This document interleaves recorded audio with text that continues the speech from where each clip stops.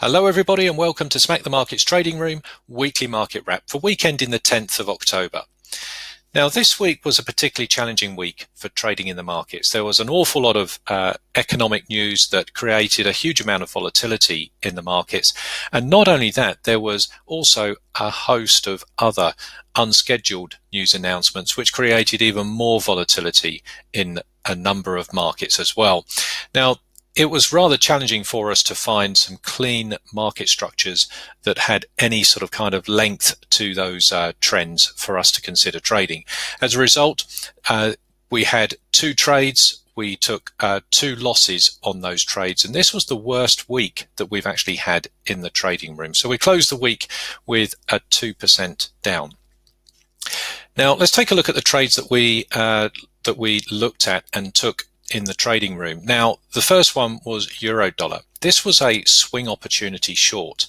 We were been looking at this sort of 1.5 level here, 1.115 level, I should say, for a number of weeks actually. And the market had broken underneath this 115 level.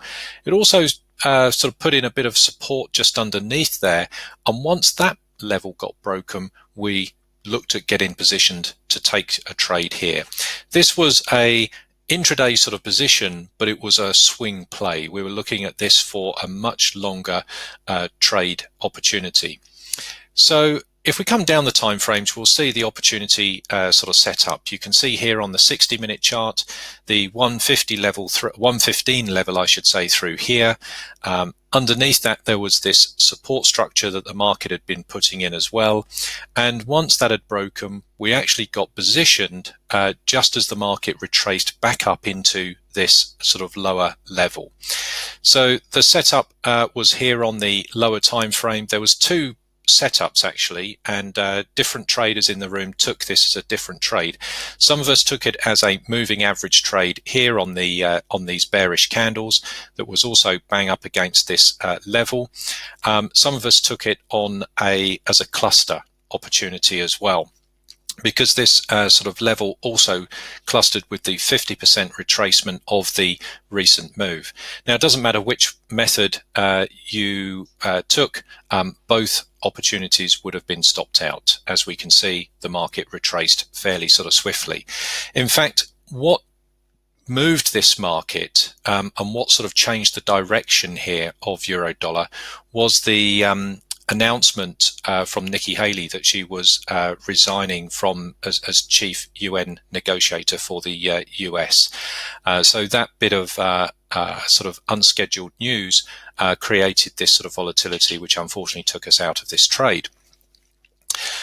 So that moves on to the next trade that we took. And again, we were very, very sort of careful to identify some well thought out trading opportunities. So there wasn't an abundance of setups that we took. There was a number that we actually stalked, identified, and almost took. Some of those played out, some of them didn't. And the reason why we sort of took our orders off was because there was economic news that came along that interfered with the sort of trading decision. The final sort of trade that we took here was Great British Pound against the Kiwi.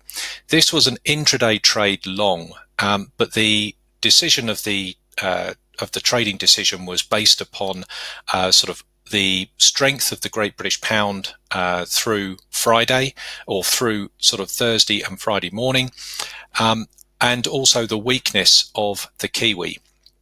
Now, what we were looking at here was the support here that we had on the 4-hour time frame and these higher time frames. The Great British Pound had been really sort of catching the bid that morning, and we were looking for the market to sort of find support here and for these strengths and weaknesses to play in our favour. The setup occurred here on the sort of 15-minute time frame. We looked at a breakout here. We just started to get the moving averages and market geometry in direction. So we'd got a trend here. We'd got moving averages in the right order, good geometry. We'd got indicators giving us some convergence here.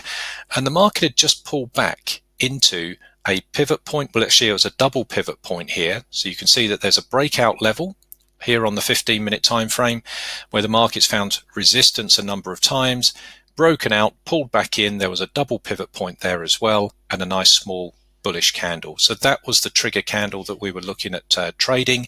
And of course, blue line up here was first target. So that was the setup. What happened was, as soon as we got sort of positioned into the sort of trade, there was news out, sort of unscheduled news that came out concerning sort of Brexit negotiations with the UK government, and some political sort of infighting that was going on there, and that unfortunately resulted in the Great British Pound taking a dive here, and that was the end of this trade too. So overall, a rather challenging week, not many opportunities that we identified, and the two that we took, we got stung out of unscheduled news announcements as well. So this week was actually the worst week that we've experienced so far in the trading room. So we've had a 2% loss, and it's only the second week now. That's the second week since we started that we've actually had a losing week. So we'll try not to repeat that too many times. That's our report for the week. That's how we traded the trading. We traded the week here at Smack the Markets. I certainly hope it helps, and I look forward to speaking to you next time. Bye for now.